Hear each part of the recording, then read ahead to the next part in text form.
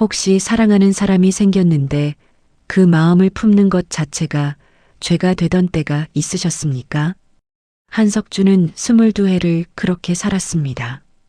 늦가을 산골 마을, 감나무 잎이 하나둘 떨어지던 그날 아침이었습니다. 낙엽 한 잎이 바람에 실려 석준의 발등 위에 내려앉았습니다.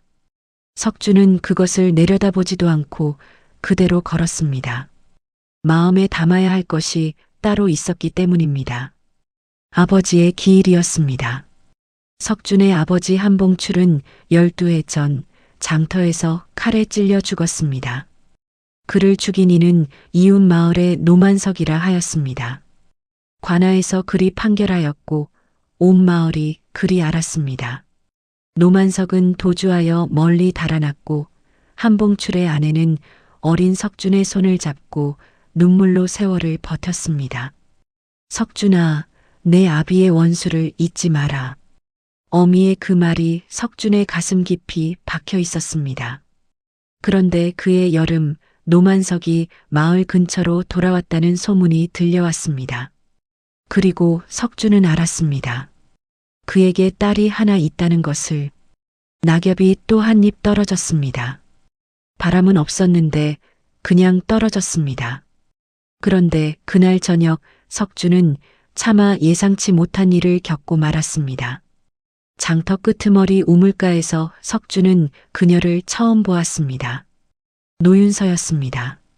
물동이를 이고 걸어가다 발을 헛디뎌 동이를 쏟고 말았는데 그 자리에 쪼그려 앉아 엎질러진 물을 하염없이 바라보는 모습이었습니다. 울지도 않고 소리를 내지도 않고 그냥 그렇게 앉아 있었습니다. 석준은 멈추었습니다.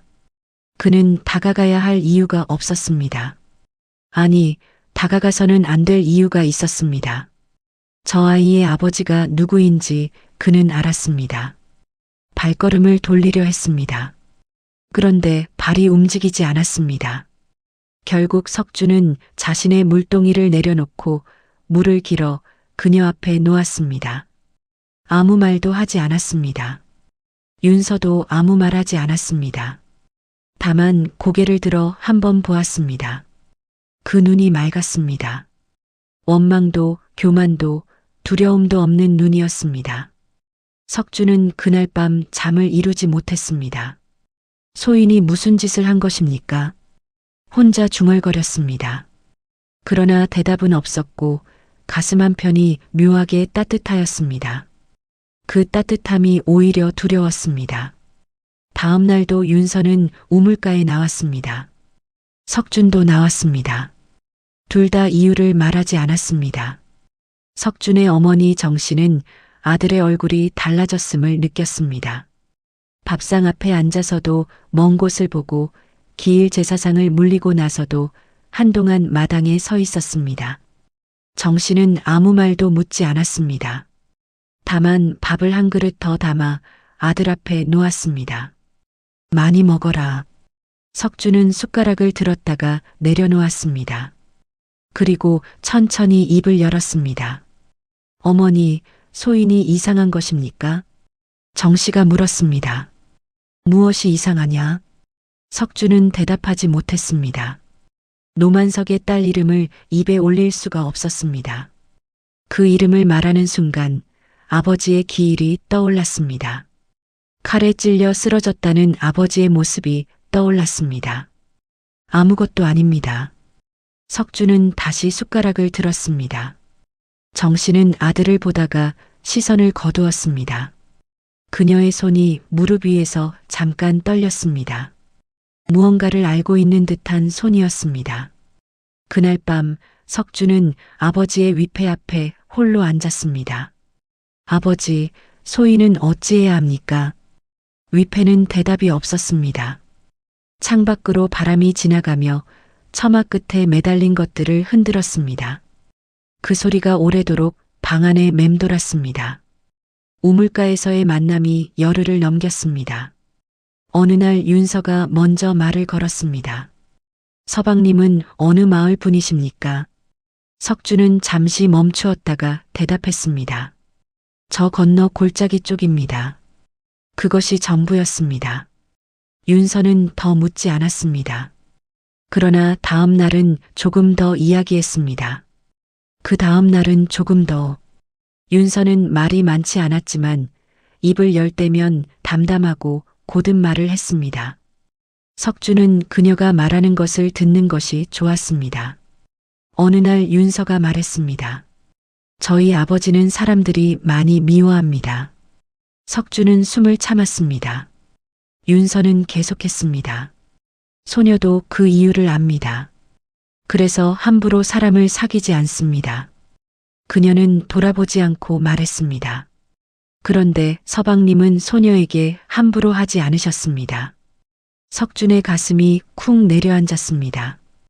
그는 그 자리에서 말해야 했습니다. 소인의 아버지를 죽인 이가 당신의 아버지라고. 소인이 당신 곁에 있는 것은 잘못이라고. 그런데 말이 나오지 않았습니다. 입술이 움직이지 않았습니다. 우직하다는 소리를 들어온 석준이 이 순간만큼은 한없이 나약했습니다. 소녀가 신뢰되는 말씀을 드렸습니까?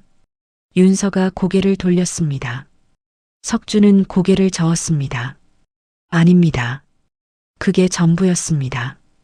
그날 저녁 석준은 혼자 산길을 한참 걸었습니다. 발 아래로 낙엽이 밟혔습니다.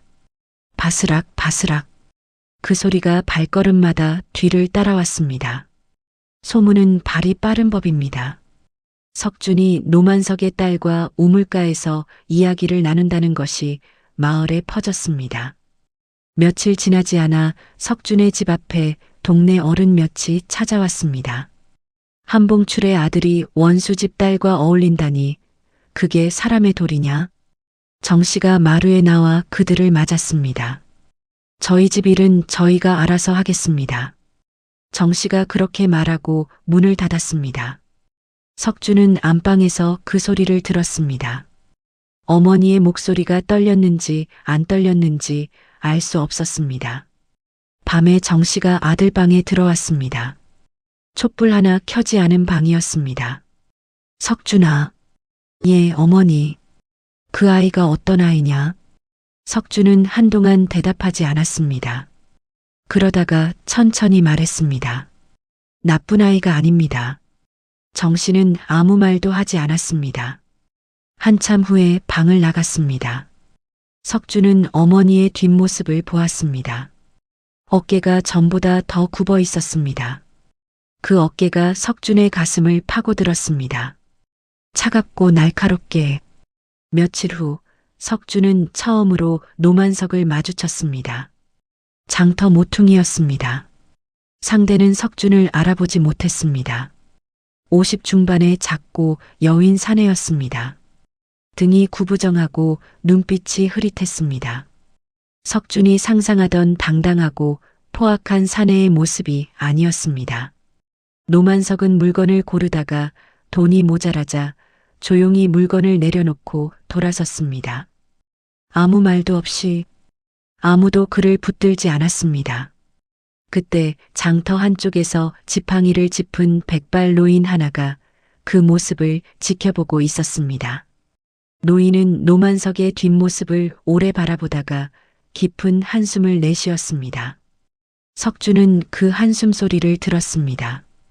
그러나 그것이 무슨 의미인지는 알지 못했습니다. 석준은 그 자리에서 굳어버렸습니다. 손이 떨렸습니다. 지금 저 사내를 불러 세워야 하는가? 12년 동안 이를 갈며 기다리던 원수가 저기 있는가? 그런데 무릎이 움직이지 않았습니다. 다리가 앞으로 나아가지 않았습니다. 노만석은 골목 안으로 사라졌습니다. 석준은 한동안 그 자리에 서 있었습니다. 그러다가 주저앉아 버렸습니다. 장터 한복판에 사람들 사이에서 그냥 주저앉았습니다.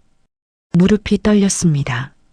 분노 때문인지 두려움 때문인지 그 자신도 몰랐습니다. 겨울이 가까워지며 우물가 만남도 뜸해졌습니다. 어느 날 윤서가 나타나지 않았습니다. 석준이 기다리다가 돌아서려는데 골목 안에서 인기척이 났습니다. 윤서가 아니었습니다. 노만석이었습니다. 두 사람의 눈이 마주쳤습니다. 노만석이 먼저 알아보았습니다. 자네가 한봉출의 아들인가? 그의 목소리는 낮고 쉬어 있었습니다. 석주는 대답하지 않았습니다. 온몸이 굳었습니다. 노만석이 한 걸음 다가왔습니다. 나를 죽이러 왔는가? 석준의 입술이 떨렸습니다. 소인은 노만석이 말을 끊었습니다. 죽이고 싶거든 죽여라. 도망치지 않겠다. 그는 눈을 감지 않았습니다. 피하지도 않았습니다. 석준은 그 눈을 보았습니다. 두려움이 없었습니다. 죄책감인지 체념인지 모를 무언가가 담겨 있었습니다. 그 눈이 석준을 흔들었습니다. 속으로 목소리가 잃었습니다. 저 눈이 왜 저러한가? 저것이 죄인의 눈인가? 저렇게 눈을 감지 않는 사람이 정녕 비겁한 살인자인가? 석준은 어금니를 깨물었습니다. 12년이 흔들렸습니다. 단단하다 여겼던 것이 한순간 모래처럼 부서지는 느낌이었습니다. 그것이 무서웠습니다. 원한이 흔들리는 것이 아버지를 잇는 것 같아 더욱 무서웠습니다. 오늘은 아닙니다. 석준은 그 말을 내뱉고 몸을 돌렸습니다. 걸음을 빠르게 했습니다. 뒤에서 노만석이 한마디를 더 했습니다. 내 딸에게는 죄가 없다네. 석준의 발이 멈추었습니다. 그러나 돌아보지 않았습니다. 그대로 걸었습니다. 골목을 나오자 바람이 불었습니다. 마른 낙엽 몇 잎이 석준의 옷자락에 달라붙었다가 떨어져 나갔습니다. 마치 무언가를 붙들었다가 놓아주는 것처럼. 그런데 그날 저녁 뜻밖의 사람이 석준을 찾아왔습니다. 찾아온 이는 노만석 마을의 노인 하나였습니다. 70이 넘어 보이는 백발의 노인이었습니다. 지팡이를 짚고 있었습니다. 장터에서 본 바로 그 노인이었습니다. 석준은 알아보았지만 아무 말을 하지 않았습니다. 노인은 석준의 집 앞에 서서 정 씨에게 말했습니다. 한봉출 씨 댁이 맞소? 정 씨가 나왔습니다. 노인은 마루에 앉아 입을 열기까지 한참이 걸렸습니다. 내가 죽기 전에 말을 해야 할 것 같아서 왔소. 그가 꺼낸 이야기는 이러했습니다. 12해 전 한봉출과 노만석 사이에는 본래 아무런 원한이 없었습니다. 두 사람을 싸움 붙인 것은 따로 있었습니다. 돈을 노린 제3의 사내가 한봉출의 돈주머니를 훔치고 노만석이 훔쳤다는 거짓 소문을 퍼뜨렸습니다. 한봉출이 격분하여 노만석을 찾아갔고 노만석도 억울함에 격분하여 맞섰습니다. 그 와중에 칼이 나왔습니다. 노만석의 칼이었지만 그것을 뽑게 만든 자는 따로 있었습니다. 관아는 칼을 든 자만 보았습니다. 노인이 말을 마쳤습니다. 방안이 고요해졌습니다. 정 씨는 한동안 꼼짝도 하지 않았습니다. 손은 무릎 위에 가지런히 얹혀 있었고 등은 곧게 세워져 있었습니다. 그런데 그 고듬이 버티는 고듬이었습니다. 무너지지 않으려고 안간힘을 쓰는 사람의 자세였습니다. 석주는 어머니의 그 등을 보면서 12년 동안 저 등이 얼마나 많은 것을 혼자 버텨왔는지를 새삼 느꼈습니다.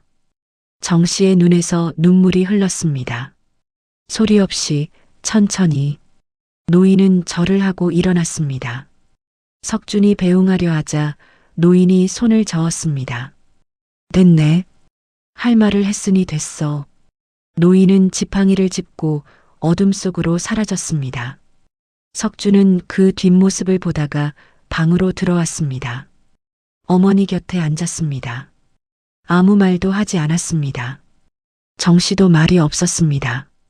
두 사람은 그렇게 한동안 나란히 앉아 있었습니다. 촛불 하나가 둘 사이를 밝히고 있었습니다. 불꽃이 가늘게 흔들렸다가 다시 곧게 섰습니다. 그날 밤 석주는 잠을 자지 않았습니다. 아버지의 위패 앞에 앉아 밤새 있었습니다. 촛불 하나를 켜두었는데 바람이 없는데도 불꽃이 가끔씩 흔들렸습니다. 석주는 그것을 바라보았습니다. 12년이었습니다. 12년 동안 어미와 함께 품어온 원한이었습니다. 그것을 이제 어찌해야 하는가? 노만석이 칼을 든 것은 사실입니다. 아버지가 그 칼에 죽은 것도 사실입니다. 그러나 그 칼을 뽑게 만든 것이 따로 있었다면 아버지, 석준이 낮게 불렀습니다. 소인은 어찌해야 합니까? 원망을 놓으면 아버지를 잊는 것입니까? 용서를 하면 소인이 비겁한 것입니까? 촛불이 흔들렸습니다. 석준은 오래 앉아 있었습니다. 새벽이 가까워질 무렵 그는 아버지의 위패를 향해 깊이 절을 올렸습니다. 2번, 3번, 이마가 마루에 닿았습니다. 그리고 일어나지 않고 한동안 그대로 엎드려 있었습니다. 눈물이 마루에 떨어졌습니다. 한 방울, 또 한 방울. 무엇을 결정한 것인지 그 자신도 아직 알지 못하면서 다음 날 아침 정 씨가 석준을 불렀습니다. 어머니는 아들 앞에 조용히 앉았습니다. 그리고 오래 말이 없었습니다. 석준도 기다렸습니다. 밖에서 바람 소리가 났습니다. 처마 끝에 남은 마른 잎 하나가 바람에 달리다가 떨어졌습니다. 정 씨가 입을 열었습니다. 석준아, 어미가 잘못 생각한 것이 있다. 석준이 고개를 들었습니다. 정 씨는 시선을 무릎 위에 두고 계속했습니다. 원수를 갚으라 하였다. 그것이 내 아비에 대한 도리인 줄 알았다. 그런데 어젯밤 내내 생각하니 그녀는 잠시 멈추었습니다. 내 아비는 억울했을 것이다. 그 억울함을 내가 또 다른 억울함으로 갚는 것이 과연 내 아비가 원하는 일이겠느냐? 석준은 어머니를 보았습니다. 정 씨의 눈이 붉었습니다. 밤새 운 눈이었습니다. 어머니, 가거라. 내가 가야 할 곳이 어딘지 내가 안다. 석준은 일어섰습니다. 신발을 신다가 멈추었습니다. 뒤를 돌아보았습니다. 정 씨는 등을 보이고 앉아 있었습니다. 그 등이 떨리고 있었습니다. 석준은 고개를 숙였습니다. 그리고 문을 열고 나갔습니다. 석준은 노만석의 집으로 걸어갔습니다. 산길이었습니다. 낙엽이 쌓인 길이었습니다. 발걸음마다 마른 잎들이 바스러졌습니다. 석준은 그 소리를 들으며 걸었습니다. 서두르지 않았습니다. 노만석의 집은 작은 초가였습니다. 마당에 노만석이 나와 앉아 있었습니다. 석준이 살인문 앞에 서자 노만석이 천천히 일어났습니다. 두 사람은 한동안 마주 보았습니다. 석준이 먼저 말했습니다. 어르신께서 소인의 아버지를 죽이셨습니다. 노만석이 고개를 끄덕였습니다. 그렇다. 석준이 계속했습니다. 억울하셨다는 것도 들었습니다. 노만석의 눈에 무언가가 지나갔습니다. 석준이 말을 이었습니다. 소인은 오랫동안 어르신을 원망했습니다. 어머니와 함께 그 마음으로 살았습니다. 노만석은 아무 말도 하지 않았습니다. 석준은 숨을 한번 들이쉬었습니다. 소인은 오늘 그 마음을 내려놓으러 왔습니다. 노만석의 얼굴이 흔들렸습니다. 굳어있던 눈 주위가 오랫동안 닫혀있던 그 얼굴이 처음으로 무너졌습니다. 그는 손으로 얼굴을 가렸습니다. 어깨가 들썩였습니다. 마당 한켠에 서 있던 윤서가 이 모습을 보았습니다. 그녀는 손을 입에 가져다 댔습니다. 눈이 붉어졌습니다. 바람이 불었습니다. 마당 안으로 낙엽 한 잎이 날아들어왔습니다. 빙글빙글 돌다가 두 사람 사이 땅 위에 조용히 내려앉았습니다. 그의 겨울이 지나고 봄이 왔습니다. 석준의 어머니 정 씨는 어느 날 조용히 윤서를 불렀습니다. 윤서는 두려운 마음으로 정 씨 앞에 앉았습니다. 정 씨는 한동안 말이 없이 그 아이를 바라보았습니다. 그러다가 말했습니다. 내 아비가 내 서방을 죽였다. 그 사실은 변하지 않는다. 윤서가 고개를 숙였습니다. 정 씨가 계속했습니다. 그런데 말이다, 정씨는 잠시 멈추었습니다. 죄는 죄고 사람은 사람이다. 내가 무슨 죄냐? 윤서는 고개를 들지 못했습니다. 정씨의 손이 뻗어나왔습니다. 윤서의 손 위에 얹혔습니다. 거칠고 주름진 손이었습니다. 평생 고생한 손이었습니다. 윤서가 울었습니다. 소리 없이 어깨를 떨며. 석주는 마루 밖에서 그것을 보았습니다. 문 뒤에 서서 그는 아무것도 하지 않았습니다. 할 필요가 없었습니다. 이미 충분했습니다. 그 후의 일들은 긴 이야기가 되지 않았습니다. 노만석은 이듬해 봄에 세상을 떠났습니다. 떠나기 전 그는 석준에게 말했습니다. 자네 아버지 산소에 한번 다녀왔네.